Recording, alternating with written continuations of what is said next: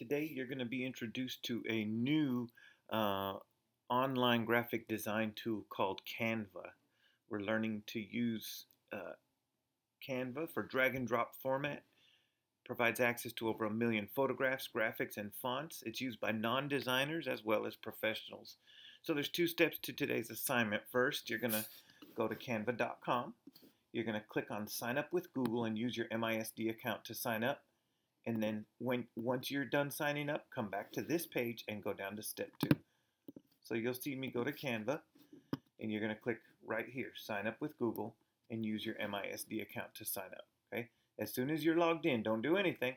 Just as soon as you're signed up and logged in, come back here and go to step 2. Okay.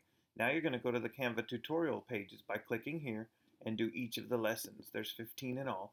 Don't worry, most of them are short. You see 52 seconds, 36 seconds, and so on, okay? You're going to do each of them. Up here, it'll show you how many you have completed, okay? So make sure you do all 15 of them. And then you're going to submit today in Canvas any drawing you did while you were going through those things. It doesn't matter what it is. Just turn it in Canvas assignments, all right? All right, let me know if you have any questions.